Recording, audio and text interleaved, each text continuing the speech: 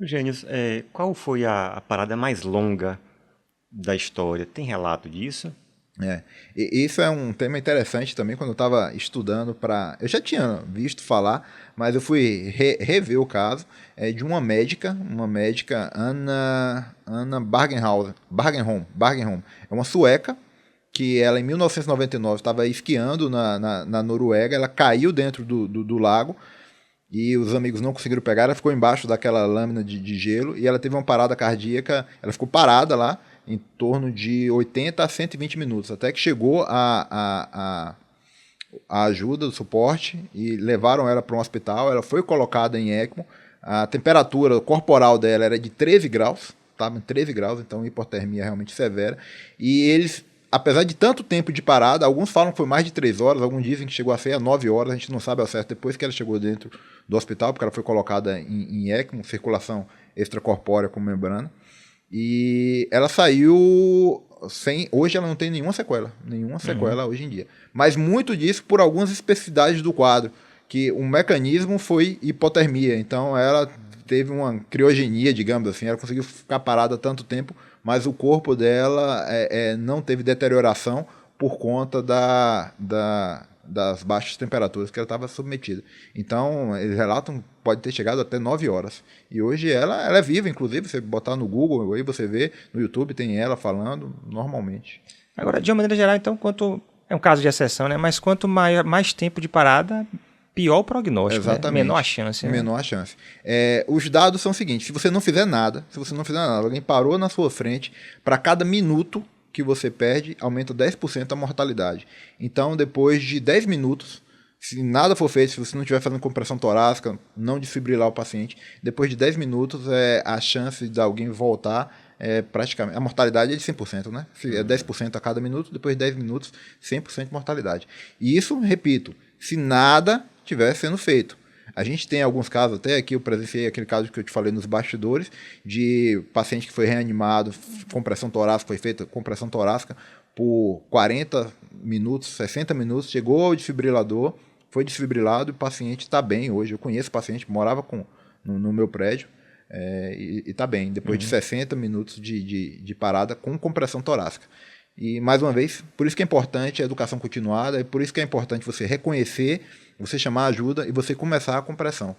Porque se nada tivesse sido feito, esse jovem que ele tem a minha idade, hoje ele estaria morto, depois de 10 minutos. Agora, a dúvida que eu sempre tive, né, nessas paradas, pensando nisso, que quanto mais tempo você demora, menor a chance, né? E a chance de um paciente que tem uma parada cardíaca sobreviver já é pequena, de qualquer forma, né? A parada intra-hospitalar, em algumas situações, a chance é menor ainda, o paciente idoso, com comorbidades, né, com doenças sérias.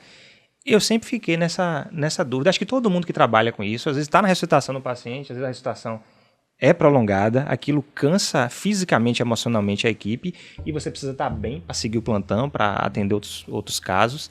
Eu sempre tive essa dúvida, né? Quando é que a gente para? Quando é que a gente para de tentar, né? Tem alguma coisa, alguma definição em relação a isso, gente? Não tem definição em relação a tempo. Quanto tempo? Não tem essa definição. No extra-hospitalar, aí você vai dividir entre extra-hospitalar e intra-hospitalar, né? Fora e dentro do hospital. Fora do hospital, você vai parar se o paciente voltou à circulação espontânea. Então, se ele voltou, você não vai continuar. Até a chegada do SAMU, do Serviço de Emergência. Então, você, leigo, que está aí vendo isso, você que está na rua, estava fazendo o BLS...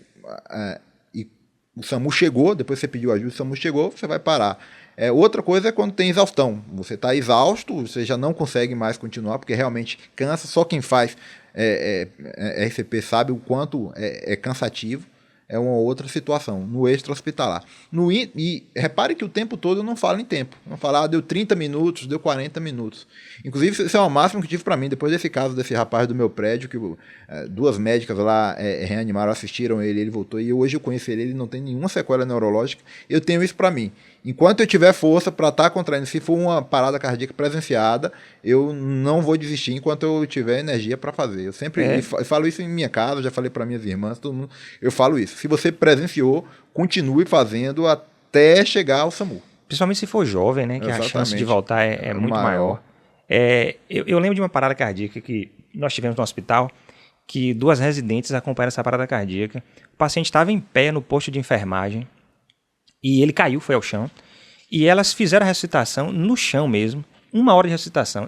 Quando eu cheguei, elas tinham terminado a ressuscitação, o paciente estava entubado, voltou, né? E estava sendo encaminhado para a UTI.